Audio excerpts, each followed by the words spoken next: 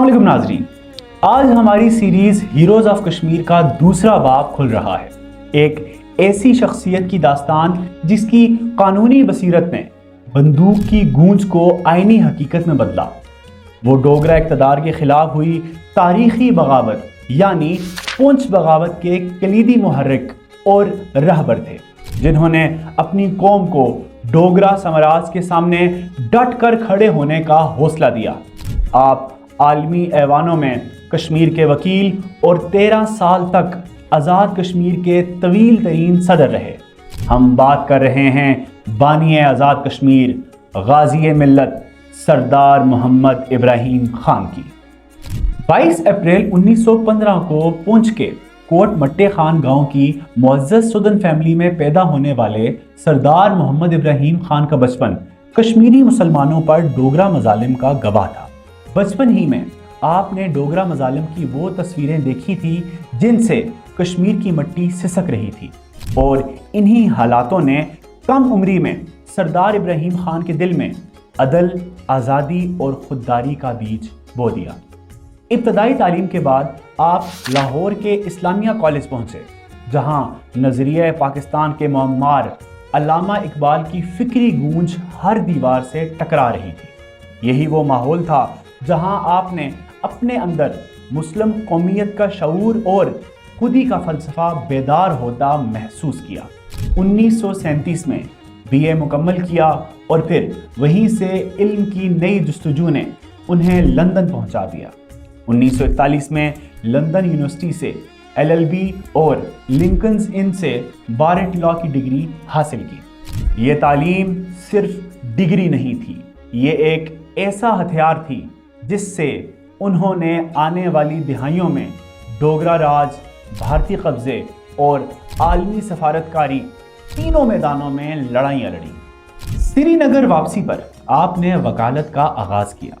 जल्द ही मीरपुर के public prosecutor और बादअज़ां स्टेट एडवोकेट जनरल के दफ्तर में खिदमत सरअंजाम दी। मगर जहां बहुत से लोग इक़्तिदार के आराम में डूब जाते हैं, वहां सरदार इब्राहिम खान ने ओहदे को एक जिम्मेदारी समझा।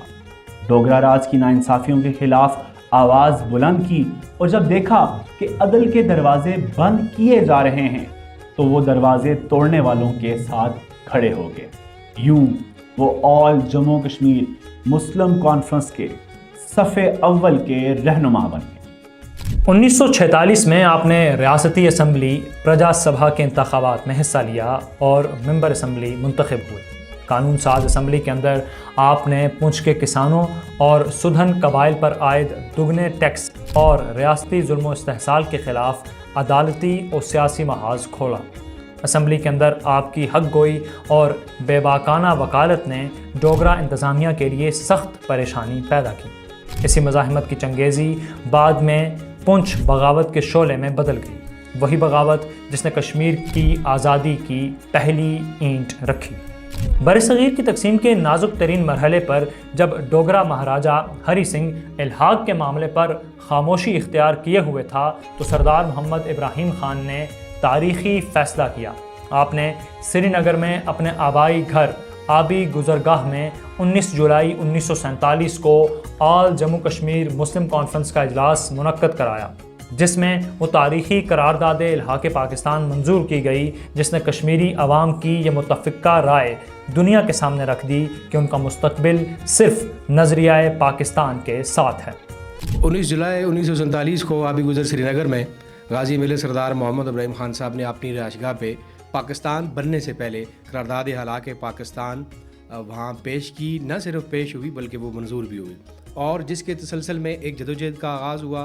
और गाज़ी मिल्लत सरदार मोहम्मद इब्राहिम खान जो पहले बैरिस्टर थे आज़ाद कश्मीर के, उन्होंने लंदन से वापसी का जो है अपनी कौम की खातर और फिर श्रीनगर में बैठ के डोगरा जैसी ज़ालम और जाबर जो कुव्वत थी उसके दरमियान में उन्होंने अपने बच्चों की, अपने ख़ानदान की और असिस्टेंट एडवोकेट जनरल की हैसियत से भी, वो उस वक्त हिंदुस्तान के मुत्तहदा हिंदुस्तान के असिस्टेंट एडवोकेट जनरल थे, उस ओहदे की परवाह किए बगैर उन्होंने जदोजहद आज़ादी और پاکستان بننے سے پہلے بائی چوائس، بائی کنونشن اور بائی کمٹمنٹ پاکستانی ہونے کے لیے کشمیریوں کی جو راہ ہے اس کو متعین کیا، اور تحریک آزادی کشمیر کے لیے بنیادی جو رول انہوں نے ادا کیا۔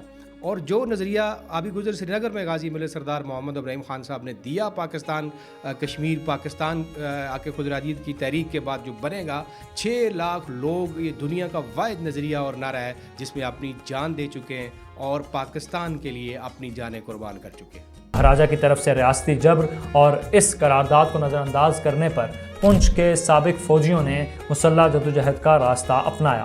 سردار محمد ابراہیم خان نے اس پنچ بغاوت کو سیاسی اور فکری قیادت فراہم کی اور یہ یقینی بنایا کہ یہ تحریک صرف مقامی نہ رہے بلکہ ایک نظریاتی اور آزاد ریاست کے قیام کی طرف بڑھے۔ ان کی اس فیصلہ کن قیادت پر ہی انہیں غازی ملت کا لقب ملا۔ جب مجاہدین کی کوششوں سے ریاست کا ایک بڑا حصہ آزاد کرا لیا گیا تو سردار محمد ابراہیم خان نے اس جدوجہد کو آئینی شکل دی۔ 24 اکتوبر 1947 کو انہوں نے آزاد حکومت ریاست جموں کشمیر کے قیام کا اعلان کیا اور اس کے پہلے صدر منتخب ہوئے۔ یہ وہ کارنامہ تھا جس نے انہیں بانی آزاد کشمیر اور بابائے حریت کے ابدی القابات سے نوازا۔ آزاد حکومت کے سربراہ کی حیثیت سے آپ نے 1948 میں مسئلہ کشمیر کو عالمی سطح پر پیش کرنے میں کلیدی کردار ادا کیا۔ اقوام متحدہ میں پاکستان کے وفد کے ہمراہ انہوں نے اپنی قانونی مہارت اور فہم و فراست سے بھارتی دعووں کو چیلنج کیا اور دنیا کو یہ باور کرایا کہ کشمیر کا مسئلہ صرف عوام کے حق خود ارادیت سے حل ہو سکتا ہے۔ سردار محمد ابراہیم خان نے اپنی پوری سیاسی زندگی میں 4 غیر مسلسل ادوار 1947 تا 1950، 1957 تا 1959، 1975 تا 1978 اور 1996 تا سن 2001 میں آزاد کشمیر کے صدر کی حیثیت سے خدمات انجام دیں۔ تقریباً 13 سال تک صدارت کے عہدے پر فائز رہ کر آپ آزاد کشمیر کے طویل ترین صدر بنے۔ ان کا طویل عرصہ صدارت پر فائز رہنا اس بات کا ثبوت ہے کہ انہیں حریت پسند اور محب وطن حلقوں میں ہمیشہ اعتماد اور مقبولیت حاصل رہی، خصوصاً مشکل ترین سیاسی مراحل میں ریاستی کشتی کو پار لگانے کے لیے انہیں ناگزیر سمجھا گیا۔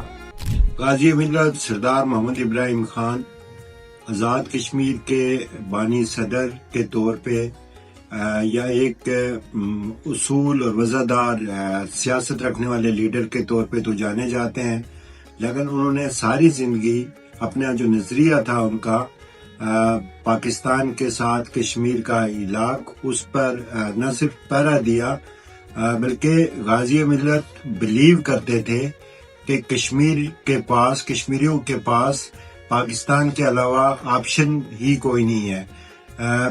غازی ملت سردار محمد ابراہیم خان صاحب نے، اگر آپ ان کی کتاب کشمیر ساگا کا مطالعہ کریں تو اس میں انہوں نے وہ ساری وجوہات کا ذکر کیا ہوا ہے جس کی بنیاد پہ کشمیر کا پاکستان کے ساتھ علاق ضروری ہے۔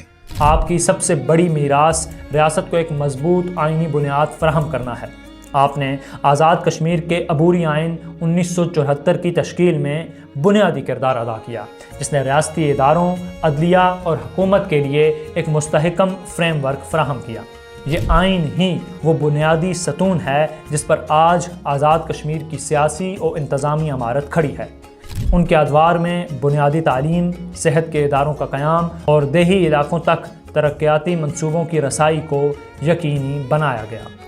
آپ کی شہرہ آفاق کتاب دا کشمیر ساگا اور دیگر کتب میں مسئلہ کشمیر کی تاریخ، قانونی پہلو اور پاکستان کے اس سے نظریاتی الحاق کو مضبوط دلائل سے پیش کیا گیا۔ آپ کی سادہ طبیعت، اصولی سیاست اور نظریہ پاکستان سے غیر متزلزل وابستگی نے انہیں ہمیشہ کشمیری عوام کے دلوں میں زندہ رکھا۔